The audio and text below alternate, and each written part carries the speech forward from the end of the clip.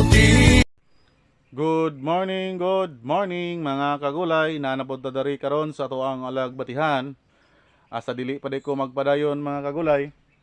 Palihog kog subscribe sa tuang YouTube channel, ang Bots Vlog About Farming. Click the notification bell para pod sa mga ma-update mo sa mga bago nga video. Then i-share pod ato ang video mga kagulay. Ug kinsa to nga gusto nga mangutana or naay ka komento, comment na mo diha sa ubos mga kagulay. O karon mga kagulay, ako ang i-explain sa inyo gikan sa pag-prepare sa yuta nga tamnanan og alagbati.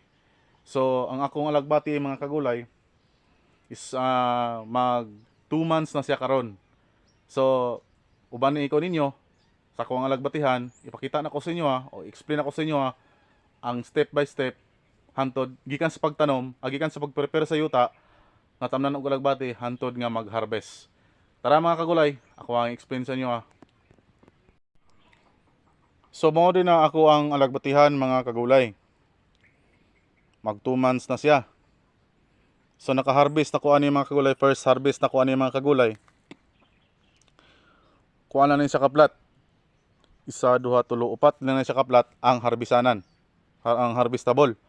So bali unom ni siya kaplat ang ako ang bag-o nga gitanom. Dayon naa pa ko dito sa unahan na ako'y unom pod ka plat pero dili siya tag-as. Ani lang siya mubo siya ani mga kagulay, kani mo'y tag-as ako ang ikaduha nga tanom. So akong gibuhat mga kagulay, sa wala pa ko nagtanom, kaning area mga kagulay is puros yun sagbot. So akong gibuhat mga kagulay, ako ana sang grass cutter, akong ikuha og sagbot. Pagkatapos ako asang pagkalaya sa mga pinutol nga sagbot mga kagulay, ako asang gitapok pagkahuman gisunog.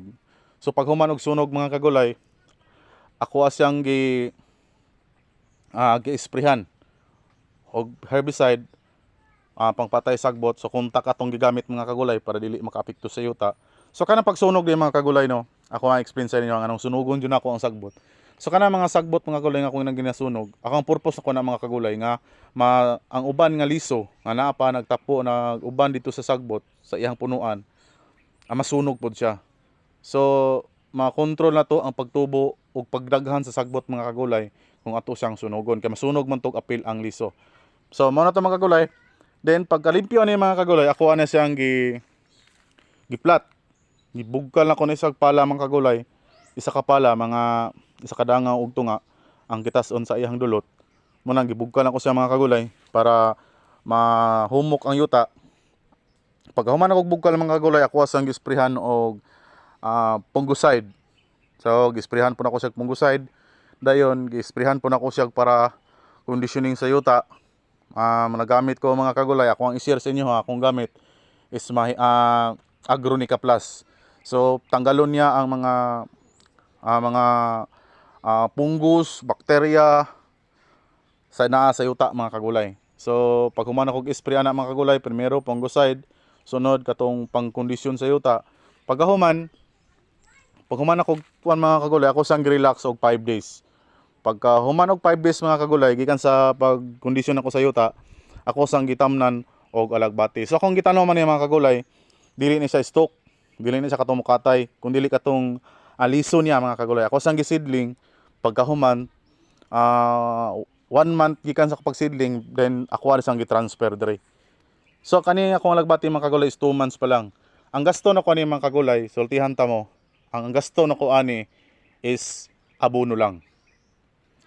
Then og pang spray. Moro na akong gasto mga kagulay. Wala ko nagpalit og similya para itanom diri sa wa ko nagpalit og similya sa lagbati para itanom nako. So akong gibuhat mga kagulay, naamang ko'y gamay nga alagbatihan, siguro nara sa mga 30 kapunuan. Ako asang gipadako, ako asang gipagulang. So pagulang ato niya mga kagulay, ako asang gipabunga. So pagbunga niya mga kagulay, ako adin siyang giharvest. Ang katong ihang bunga nga mga gulang na.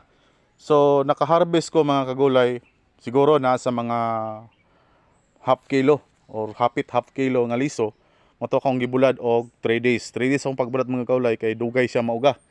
So mo ni akong gisidling mga kagulay. Mo ni akong gisidling. Amo ni akong gitanom gikan ni siya sa seedling. So gwapo ang seedling mga kagulay. Dugay-dugay lang siya, 1 month lang siya maka-harvest. Pero tambok siya mga kagulay.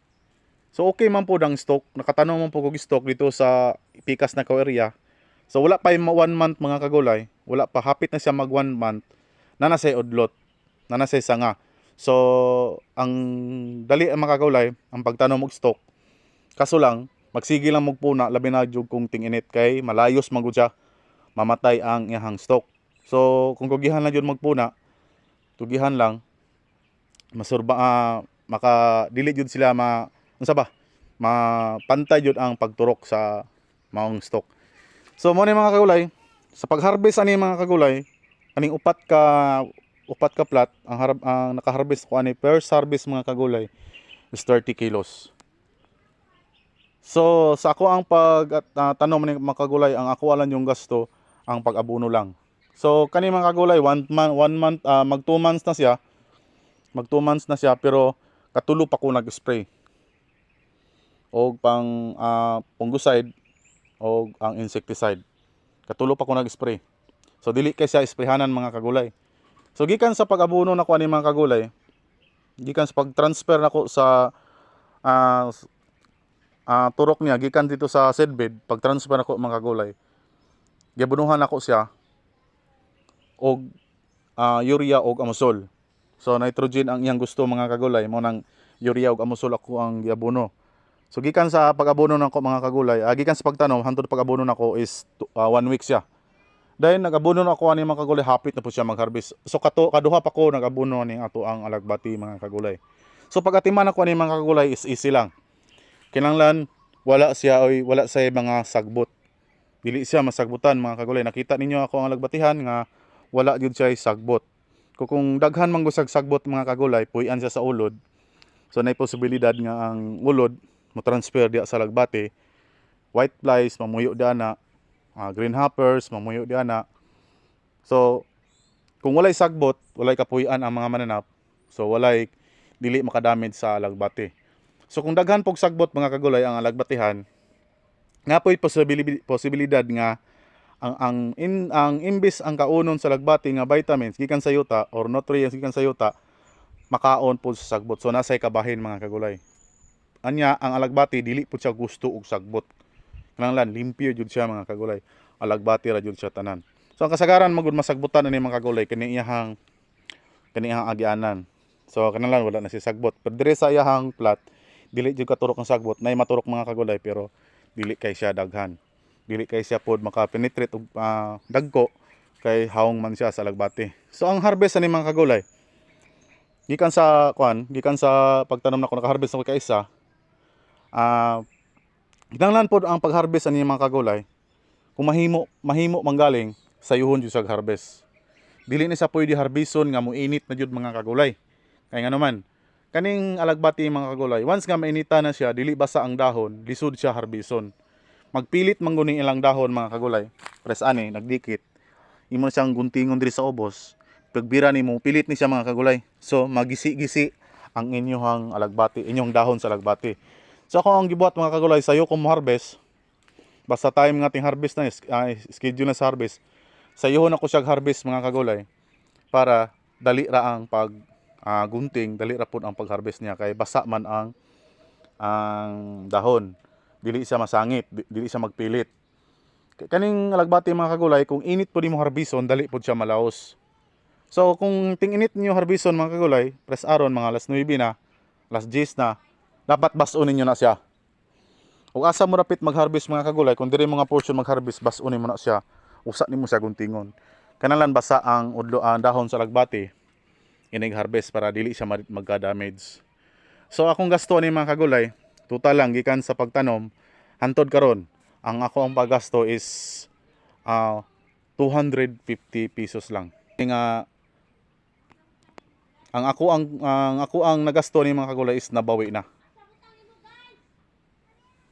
Mao ni ang alagbatihan mga kagulay.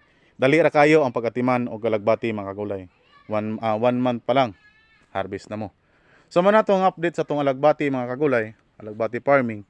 Salamat guys sa inyong pagtan-aw sa ato ang YouTube videos. Dayon usmo na ko palihog lang po ko og share o comment. Dayon click the notification bell para pod ma-update mo sa ako ang mga bag-o nga mga videos.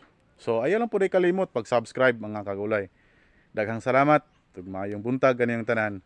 God bless.